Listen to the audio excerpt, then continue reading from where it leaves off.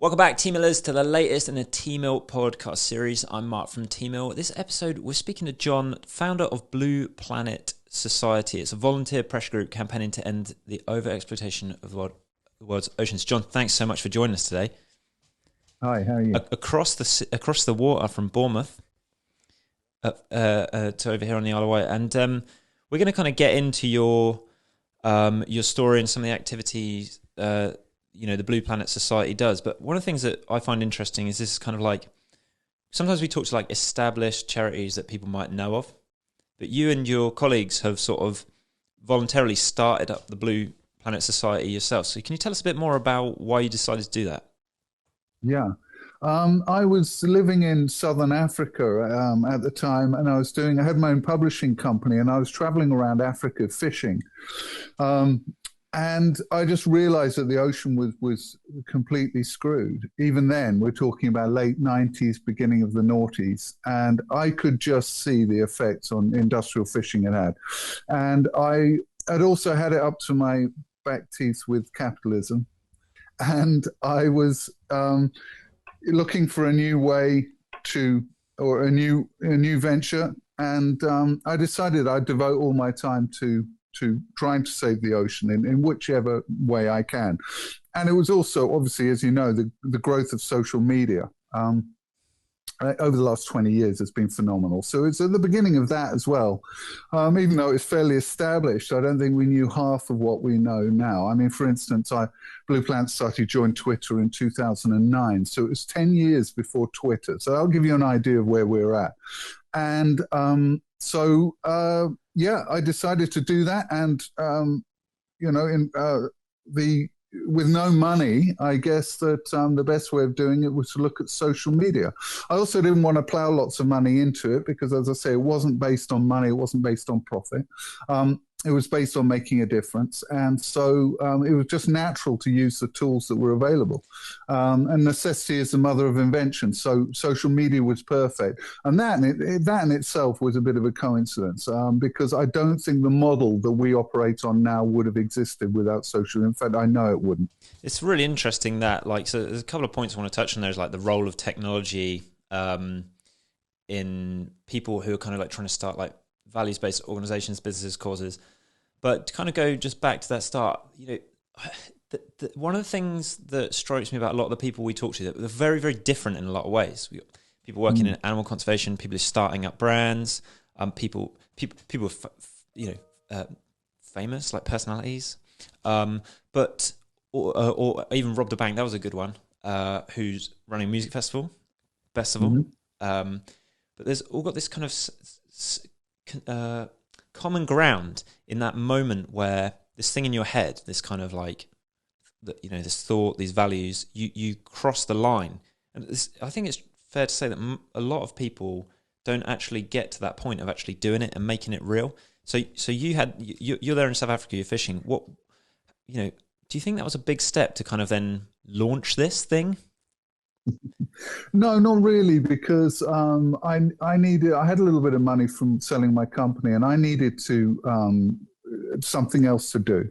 And for me, it's really important to follow your passion. Knowledge is great, and if you can combine knowledge with passion, then you're brilliant. But passion's almost more important than knowledge, because if you don't have the passion, you're not going to have the long-term momentum. But if you can combine the two, that's fantastic. So I was always kind of, being a fisherman, being an angler, so I've kind of gone from being poacher to gamekeeper. I was out there fishing. I don't think I could even now put a hook in a fish's mouth. So, that has been a massive step change because of the fact that I do now see fish as animals. I see that they should be on the animal welfare chart, and we should be registering fish as animals, and a lot more people shouldn't be eating fish, and that would help protect the oceans. But for me, as I say, it was a passion, and I had a good base knowledge of the marine environment to start with. So combining those two, I could speak about fish, I could speak about the marine environment. And so that when I'm using social media to spread the awareness message of protecting the oceans, then I can do it with some credibility. So that was quite important as well. But the start-off point is passion. without a shadow of a doubt. And you talk about the fact that you kind of made the connection between, say, the economy, the environment through your connection with the sea, kind of at the, on that boundary on the shore, right, when you're angling. Yeah. If we kind of go up a level, a lot of the issues in the world, the environment, the economy, seem to me to come at some point from some sort of disconnect. And perhaps one of the reasons why the Attenborough stuff is so interesting is because it's like a reconnection. Like, do you have a view on that generally with where we're going in terms of the world that we're building? That there's a disconnect. Like, what's the root cause, do you think, of the issues that you're seeing on the ground in the Blue Planet Society's work? Globalization. We've lost 70% of 2/3 of the world's wildlife since 1970. So it wasn't the first industrial revolution. Can you say that stat again? Because that's mind blowing. The Earth has lost 2/3 of its wildlife since 1970. So since I was 4 years old. Nuts. And I'm afraid you can lay that almost solely at the door of globalization. And what I mean by that is that our ability to have whatever we want the next day has enabled us to have palm oil from Indonesia in virtually everything that we eat. We can have fish from a reef in the Philippines. It can be air freighted over and arrive alive in a box and on a jumbo the next day. So, and not just that, just the global supply chains in terms of shipping. Shipping's increased by 200%. Air travel. Whilst it enabled us to have cheap food, and whilst it enabled us to have whatever we wanted cheaply, and relatively cheaply, because when things were local, 60, 70 years ago, even local food wasn't cheap. You ain't meat once a week, bloody, bloody, blah. So for me, globalization has been terrible. But for most of globalization, I was sitting there and going, oh, my God, isn't this amazing? Isn't everything so cheap? Isn't food, isn't there an amazing variety of food? So, and that's really killed the ocean as well because of the fact that shipping, the pressures from shipping, pollution, plastic, overfishing, not just overfishing, fishing, commercial fishing. And now we're moving into a new industrial revolution where you've got things like wind power, the green industrial revolution, which is going to utilize parts of the ocean that were never touched by the first industrial revolution. So you've really got a perfect storm, and you've got climate change on top. You've got a perfect storm which is affecting, the ocean. So, and the ocean, without the ocean, I'm afraid humans aren't our history. So we need to protect the ocean. We don't live in it. We don't rely on it directly, but we rely on it for the air that we breathe. We rely on it for so many things. So it's like quite a big and systemic problem. And one of the things that strikes me a lot about these issues is it can be quite complex to describe, like the carbon issue. People even forget that carbon comes from the stuff that we make, even that sort of seems like a bit of a cognitive leap, which kind of alludes to maybe the fact that we're sort of struggling to grasp and understand what we've built. But one of the things that you're doing is you're using social media, as you say, and some of the stuff that you're sharing is quite hard hitting. Now, I'll kind of want to just ask you about the way you use social media. Because people, I don't know if you agree with me, don't really like stuff that's bad and quite like everything to be happy. And you're using social media, it's quite hard hitting. So some charities that we talk to try to kind of balance that with the positives. Is that something that you're aware of trying to make sure that you balance the truth with making it palatable, consumable? Can you do that, or do you think that you shouldn't do that? No, and that's a tricky one to answer, but I'll give you an example. The BBC were doing what they called wildlife porn. Well, they didn't call it, we called it wildlife porn for years, which is basically just lovely pictures shot in about 10 acres of pristine rainforest with destruction all around it. But they focused on the 10 acres of pristine rainforest. They have now changed their editorial policy where they are now going to be honest with the public, because Through honesty, you get change. And we do get criticized a lot because, why are you posting just non-stop depressing stuff? Most people, okay, we're talking to a bubble in some degrees, and most of those people in that bubble fully understand why we're doing it. But most other people have no clue it's happening. You would not believe the ignorance when it comes to it really is a case of fiddling while Rome burns. Most people have no clue. So I'm entirely unapologetic about doing that. And I would say it's about 2/3 to 1/3 of people are with us on that. And, we're not going to make change unless it hits you between the eyes, because if you pretend everything's fine, then we've reached a point now where we're kind of on our last legs environmentally, globally. And if we can't be honest now, then we're going to live an untruth until the end. And that's just unacceptable. It's like saying, part of your house is on, the old Greta analogy, part of your house is on fire, you're doing nothing about it. But it is like turning your back on a little corner of your house that's on fire and just saying, oh, well, it's not going to get any worse, and I don't really want to know about it. So no, more people should be honest. Part of the problem with big conservation is that it is scared of confronting the issues. And that's where Blue Planet Society has filled a massive gap in the market. We've actually been able to lead on difficult issues, whereas the mainstream conservation people have said, right, there is actually a desire to see this. Like dolphin bycatch, big conservation didn't want to deal with that because they saw it as shaming the fishing industry. And they also saw it as kind of a really kind of horrible thing. People don't want to see dead dolphins.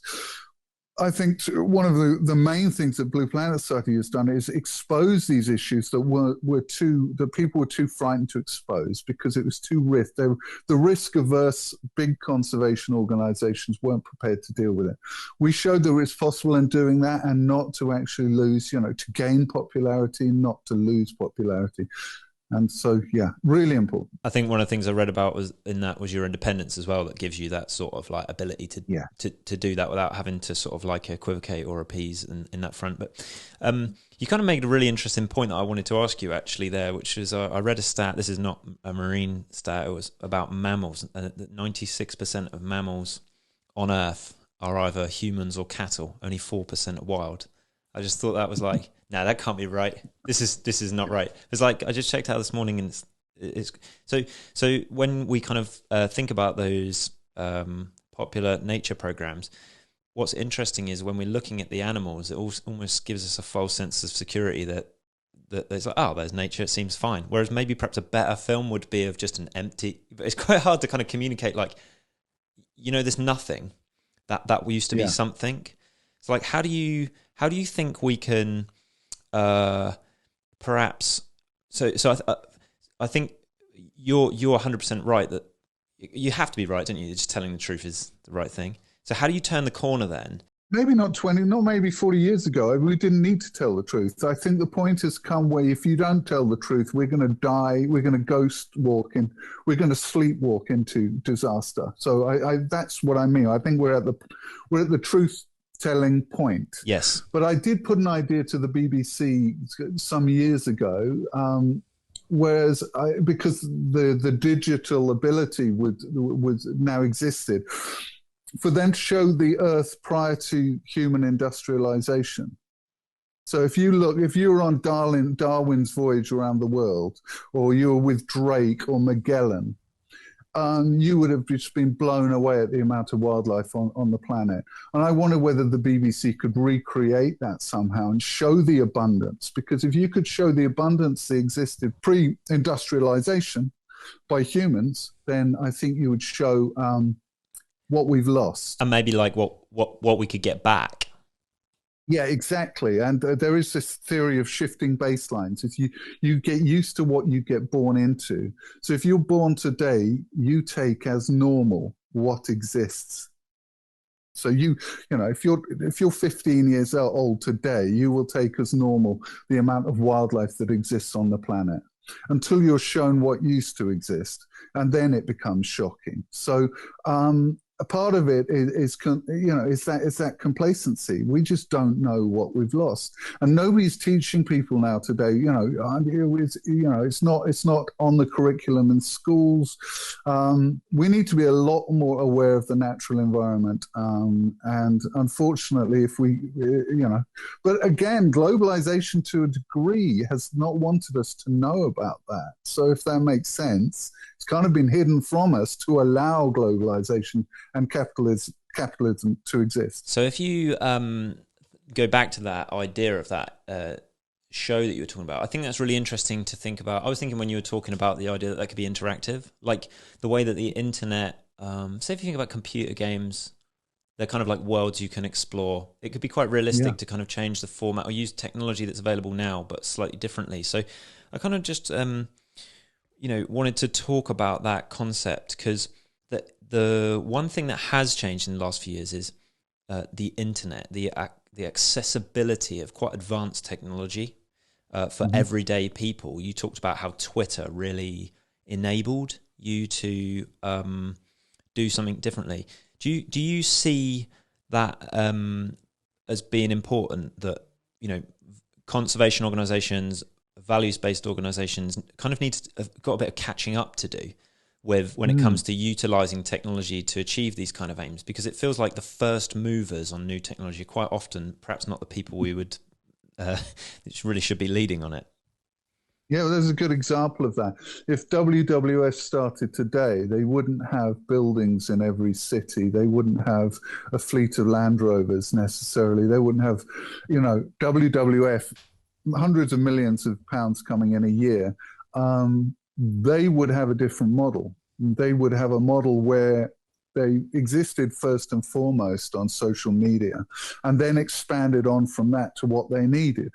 And I think and if you think about it, if you combine that with COVID and you combine that with carbon emissions, then the internet is absolutely perfect, because you can communicate your message without giving somebody a nasty disease, and you can do it without adding carbon to the atmosphere, or you minimize your carbon emissions. So many of the large conservation organizations that started 50 years ago, 100 years ago, would be using a model that I think some of the younger conservation organizations are using.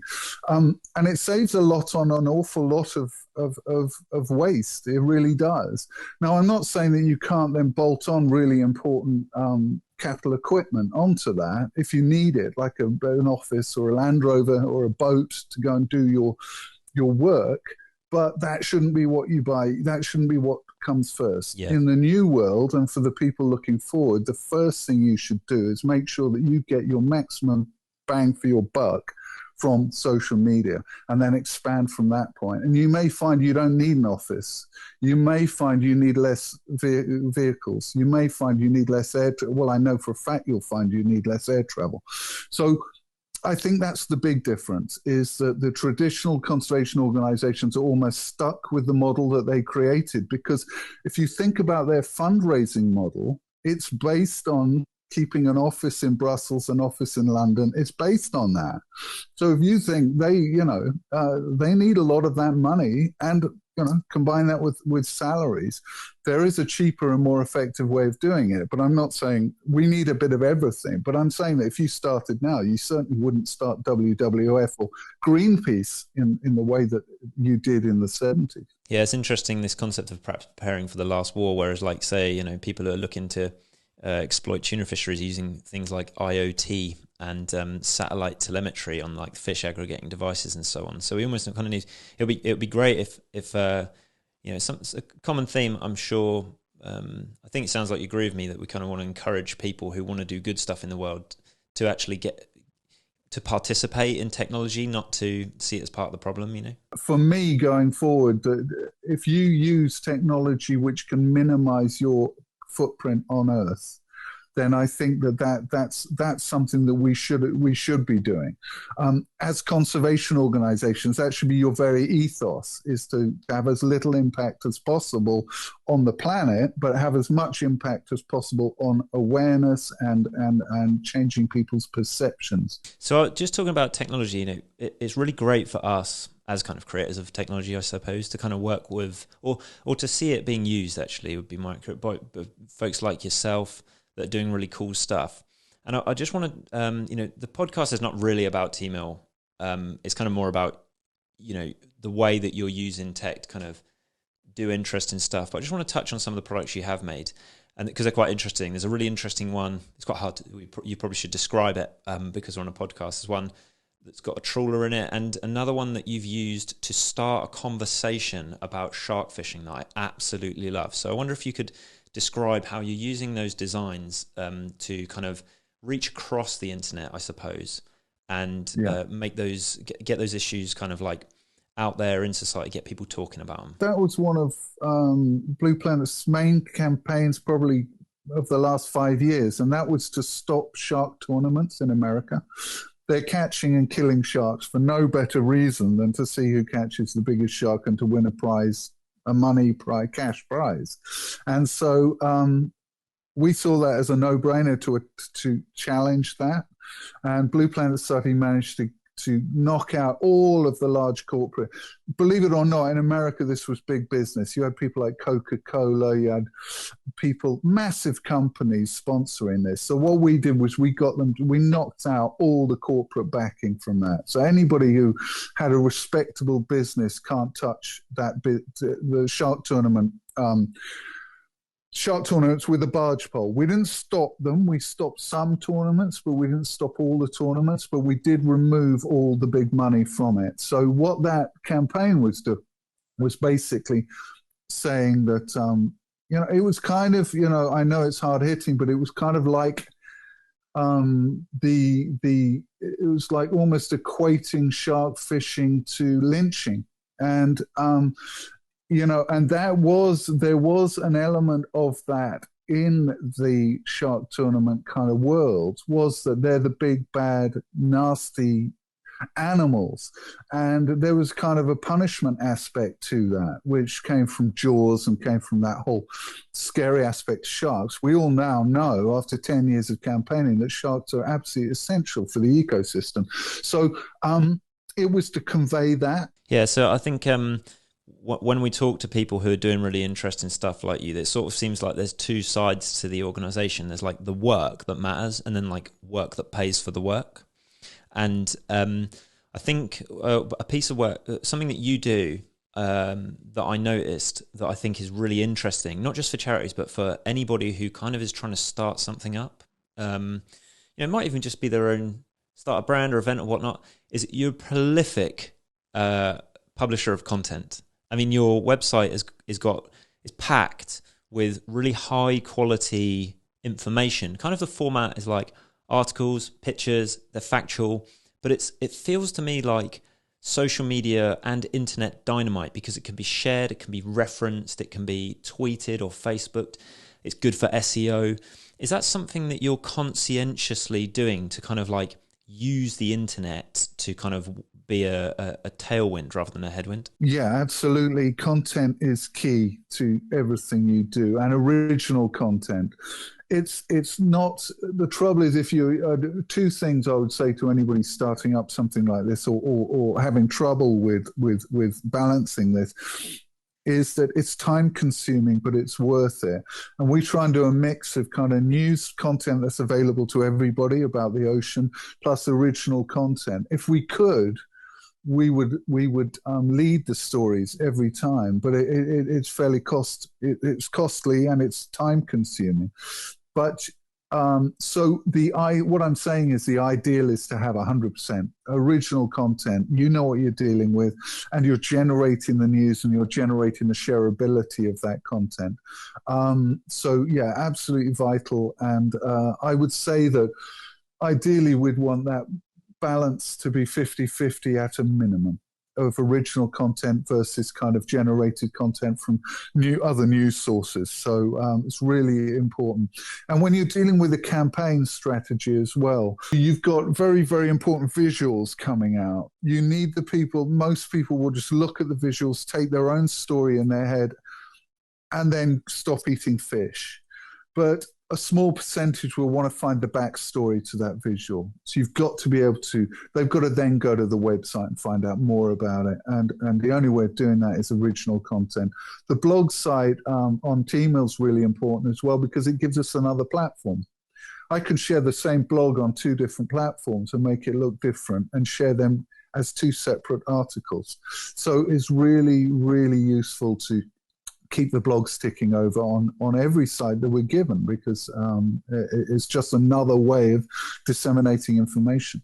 You know, you're publishing content and you sort of identified the internet as being this kind of like content economy or attention economy or whatnot. And one of the things that I read that was quite interesting with the longer form blog, you know, you talked about getting people's attention on social media, bringing them across your site, immersing them, was that it gave you an opportunity to then explain perhaps some more nuanced stories, like the bluefin tuna in Cornwall story, because that was something that I think a lot of people would take to be like, yay, everything's fine, bluefin tuna are back. But it's not as simple as it seems on the surface.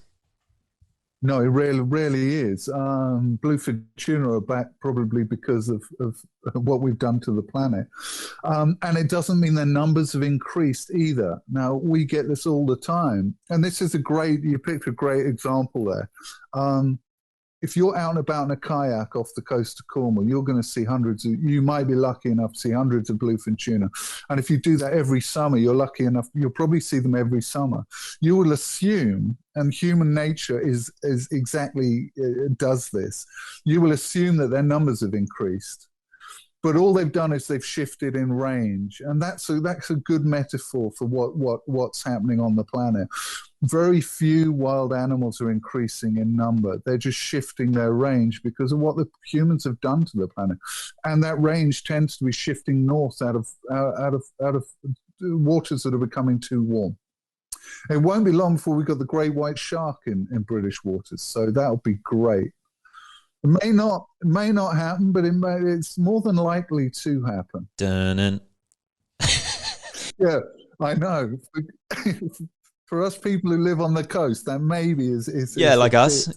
Scary. Yeah. I think what's really interesting though, John, is that like, so you've got this kind of thing that I just find it really, I think people will find this very useful to learn from you, how you've got this thing, which is like you've got your values, you know something, you want to do something about it, you actually do it. But then you don't just sort of, I think it can be quite disillusioning if you just put the stuff out there on the internet and it gets ignored. But what you're doing is you're putting it out there conscientiously. So you might put like a teaser or something that grabs attention first, but then you kind of think about the whole funnel and the journey to then, and choose where you're going to take the opportunity to perhaps tell you sort of give them what they need, almost packaged as what they want. Twitter is the most important platform for us because we can access decision makers. It's so important. Everybody bolts it on last because it's the most difficult.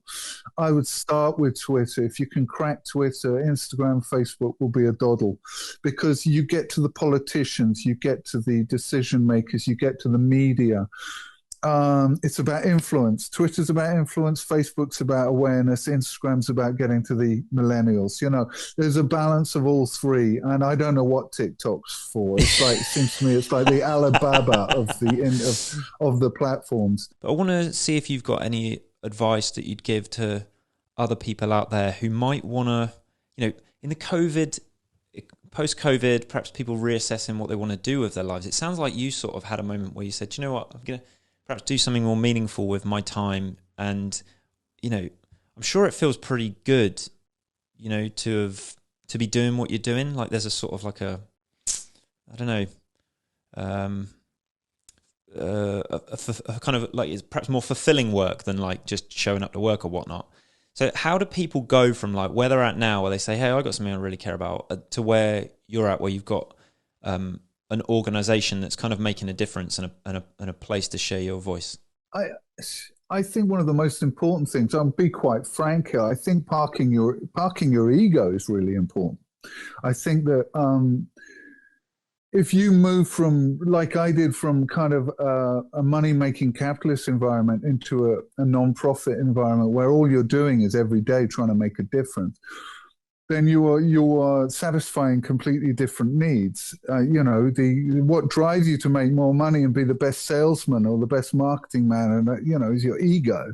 I want to be on 500 grand, 500,000 by the time I'm 42, or I want to be driving a Porsche by the time that's all ego driven. I think with conservation, don't get me wrong, ego is still really important because the ego drives you to do a lot of things, but it's secondary. It becomes secondary, and I think that again that goes back to what I said about having a passion.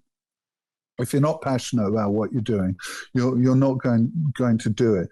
But for me personally, I think it was really important to understand that you've got a very short time on life on this planet, and actually doing something that you care passionately about, is far more important than money. But I do understand also it's very important to be able to survive while you're doing it, because a lot of people will fall by the wayside if they can't pay their mortgage or pay their salary. So it's really important to have a good balance, but passion's by far and away the most important need when you're moving forward with something that you're not sure about. If you're passionate about it, you will find a way of doing it. You've had a successful business career. You've also had a successful conservation career. Which are you most proud of? Conservation, without a shadow of a doubt, but there's so much more. I'm not proud of it yet. There's so much more to go. Blue Planet Society is something which I hope will, if I was hit by a bus tomorrow, will survive beyond me. And so the transitioning into that position is going to be the next challenge. And yeah, I'm proud of what I'm doing, but I think I basically, the way I think is we should all be doing it. We should all be doing an ethical, environmentally aware path. We should be taking that pathway. We should be ethical as we can be. We should be do as least harm to the planet as we can. We should all be doing that and spreading that message. Do you think, just on that as well, like when we talk about these kind of things, that's the cool thing about the internet, isn't it? Because what you talk about, where you talk about your ethics or your values, they're kind of like, they don't all have to be the same. Like they can be individual. Like for you, you're really passionate about the ocean, but someone else like might be really passionate about climate change or reforestation. And it seems to me to be the kind of like theme throughout what you're saying here, and what I've taken from this is just how much of a doer you are. And I'd say perhaps if we can zero in on that, that's the most important thing, isn't it? To get up and do something about this, not just to kind of be like in the audience. Yes, and that's why I keep banging on about passion, because if you wake up and you're passionate, it will lead you to the doing. And that's if you're having to get up and force yourself to be the doer, then something's wrong. I think all entrepreneurs, your Elon Musk, your Bill Gates, you, me, anybody who gets up and does is driven by something. And I would say that 80%, 90% of the time, that passion that is passion. Ego can play a big part in it as well. But passion, if you're getting up, the passion will lead you to the doing. So find a passion. And also, it's great for your mental health. It's great for everything. It keeps you sane. Brilliant. John, absolutely fascinating talking to you. I'm sure that you're going to inspire a lot of people to get up there, find their passion, and go do something about it. Thanks very much for sharing your story. Cheers. Thank you.